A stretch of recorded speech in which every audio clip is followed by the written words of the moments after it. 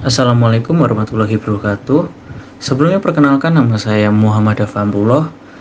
Jadi di kali ini saya akan menjelaskan tentang sejarah komputer. Sebelumnya ada yang tahu nggak dia siapa?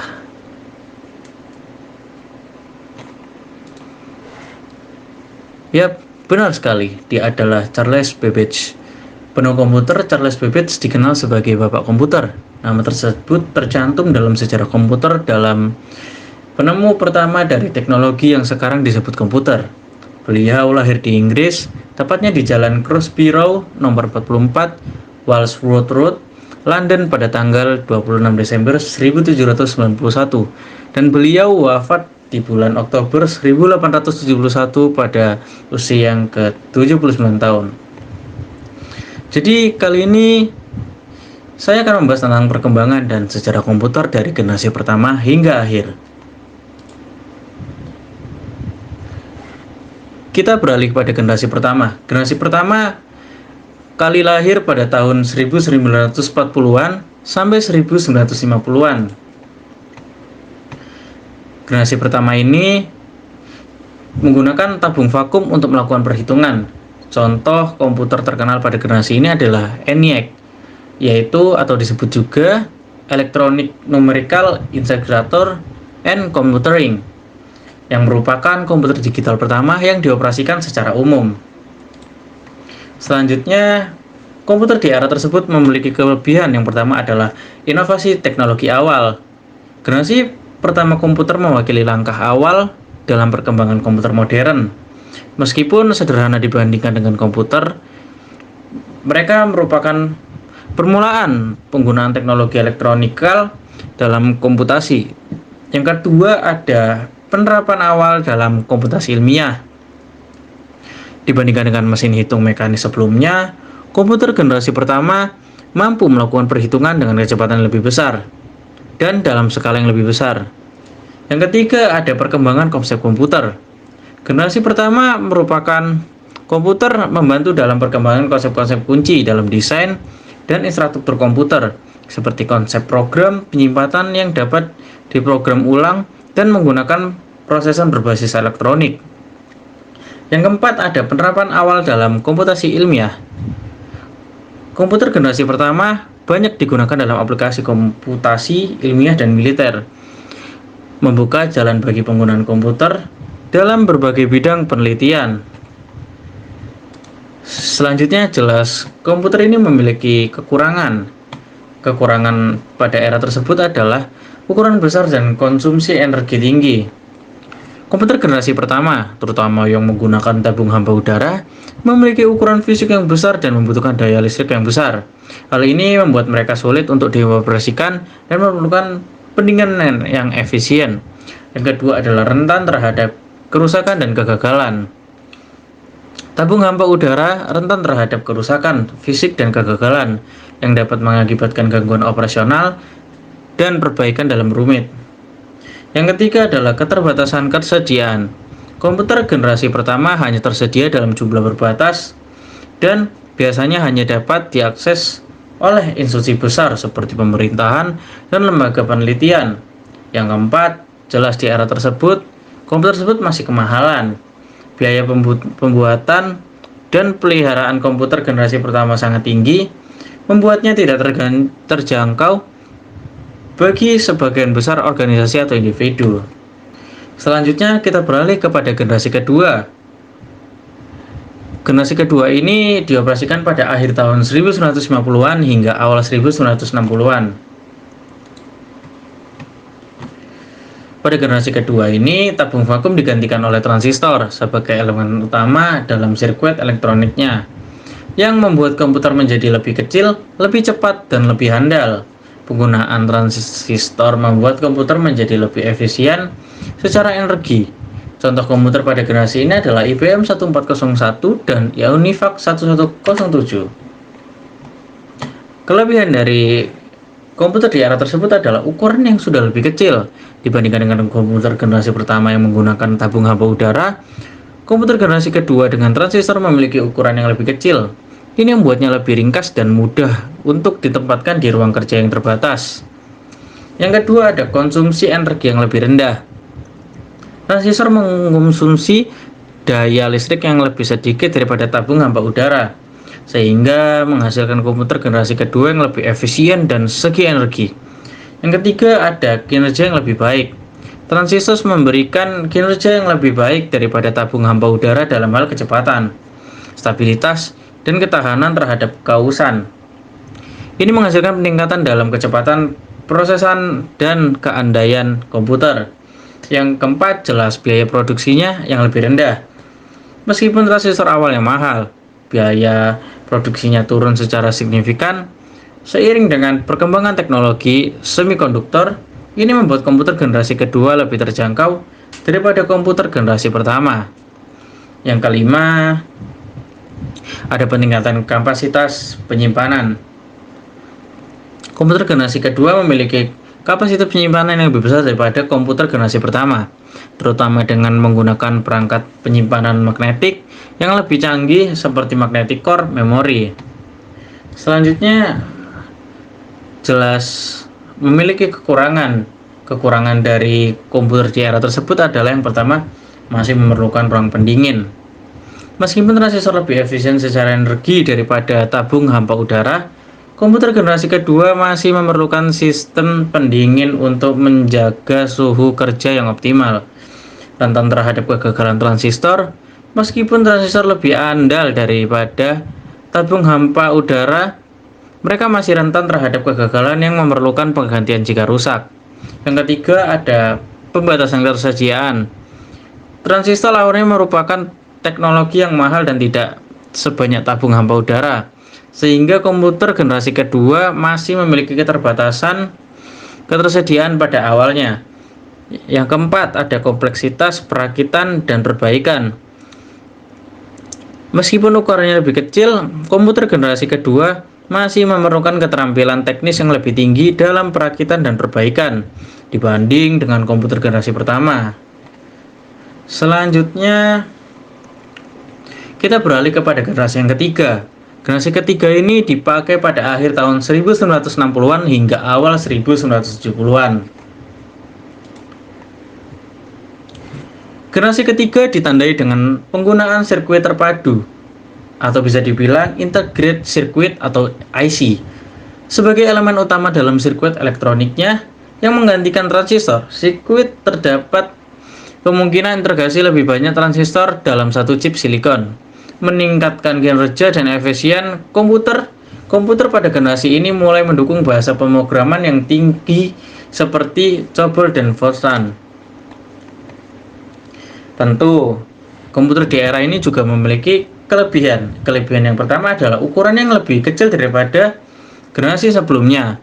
Yang menggunakan transistor, komputer generasi ketiga dengan IC memiliki ukuran yang jauh lebih kecil. Ini membuatnya lebih ringkas dan mudah untuk ditempatkan di ruang kerja yang terbatas. Yang kedua ada konsumsi energi yang lebih rendah.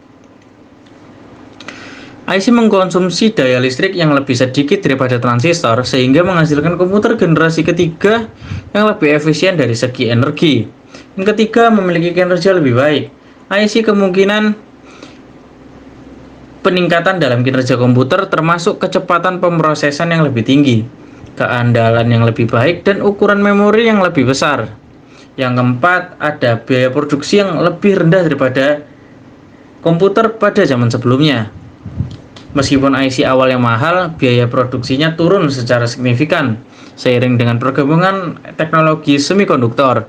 Ini membuat komputer generasi ketiga ini lebih terjangkau daripada komputer generasi kedua. Setelah itu, ada peningkatan kapasitas penyimpanan. Komputer generasi ketiga memiliki kapasitas penyimpanan yang lebih besar daripada komputer generasi kedua, terutama dengan menggunakan memori semikonduktor yang lebih canggih. Jelas, seperti sama di era sebelumnya, di era ini juga memiliki kekurangan. Kekurangan yang pertama adalah masih memerlukan ruangan pendingin. Meskipun IC lebih efisien secara energi daripada transistor, komputer generasi ketiga masih memerlukan sistem pendinginan untuk menjaga suhu kerja yang optimal. Rentan terhadap kegagalan IC, Meskipun IC lebih andal daripada transistor, mereka lebih rentan terhadap kegagalan dan memerlukan penggantian jika rusak. Yang ketiga adalah pembatasan ketersediaan. IC awalnya merupakan teknologi yang mahal dan tidak sebanyak transistor, sehingga komputer generasi ketiga masih memiliki keterbatasan ketersediaan pada awalnya. Yang keempat, ada kompleksitas perakitan dan perbaikan. Meskipun ukuran yang jauh lebih kecil, komputer generasi ketiga masih memerlukan keterampilan teknis yang lebih tinggi dalam perakitan dan perbaikan dibanding dengan komputer generasi kedua. Selanjutnya kita akan berjalan ke generasi keempat. Generasi tersebut pada tahun akhir 1970-an hingga awal 1980-an. Generasi komputer keempat ini yang ditandai dengan penggunaan mikroprosesor sebagai otak utama dalam desain komputernya, yang merupakan integrasi seluruh CPU ke dalam satu chip silikon.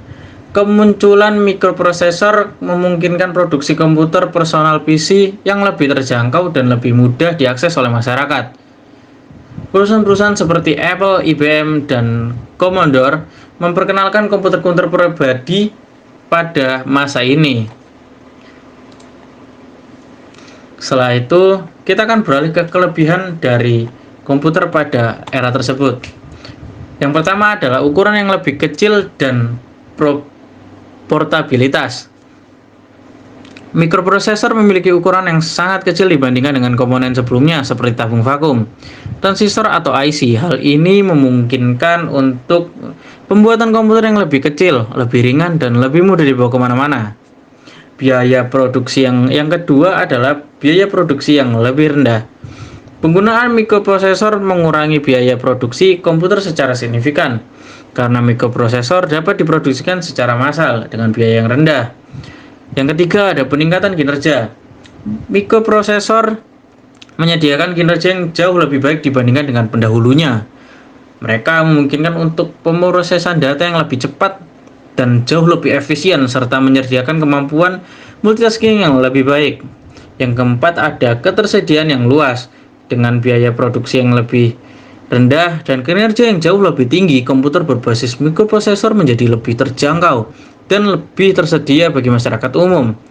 Hal ini menyebabkan peningkatan signifikan dalam adopsi komputer oleh individu ataupun organisasi. Yang kelima ada kemampuan untuk disesuaikan. Karena mikroprosesor dapat diprogram ulang, komputer generasi keempat memiliki kemampuan untuk disesuaikan dalam berbagai aplikasi dan kebutuhan pengguna. Ini memungkinkan untuk mengembangkan berbagai jenis perangkat lunak dan sistem yang dapat berjalan di atasnya.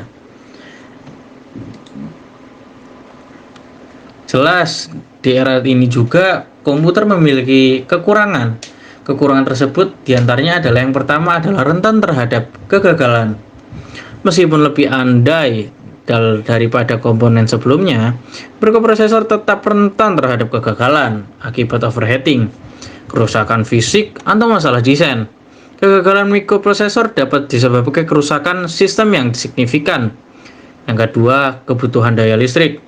Mikroprosesor membutuhkan daya listrik yang cukup besar untuk beroperasi, terutama pada kecepatan yang tinggi. Ini memerlukan sumber daya listrik yang stabil dan efisien, terutama dalam sistem portable.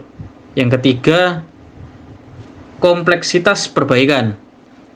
Karena kompleksitas desain dan kecilnya ukuran komponen, perbaikan komputer generasi keempat dapat menjadi sulit dan mahal, terutama jika perlu mengganti mikroprosesor atau komponen lain yang terintegritas.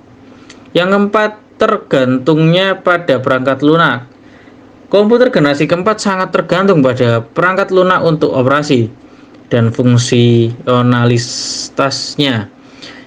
Kerentanan terhadap serangan perangkat lunak jahat dan kebutuhan akan pembaruan teratur untuk menjaga keamanan dan kinerja menjadi masalah utama. Selanjutnya kita akan main-main ke generasi kelima. Generasi 5 ini dipakai pada awal 1980-an hingga sekarang. Generasi kelima melihat terus berkembangnya teknologi mikroprosesor dan perangkat keras komputer. Komputer modern pada generasi ini memiliki kinerja yang sangat tinggi, ukuran yang sangat kecil, dan efisien daya yang tinggi. Kemajuan dalam teknologi jaringan dan internet telah mengubah cara komputer berinteraksi dan berkomunikasi. Perangkat lunak dan aplikasi yang semakin kompleks menjadi ciri khas komputer pada generasi ini. Bersama dengan kemampuan komputasi awan dan penggunaan kecerdasan batuan, atau bisa disebut juga dengan artificial intelligence. Jelas, komputer ini juga memiliki kelebihan. Kelebihannya adalah yang pertama, konektivitas yang luas. Komputer generasi kelima memungkinkan untuk terhubung dengan jaringan yang luas, seperti internet, dengan kecerdasan atau kecepatan tinggi. Hal ini membuka pintu bagi pertukaran data dan informasi antar komputer di seluruh dunia. Yang kedua, akses ke sumber daya bersama.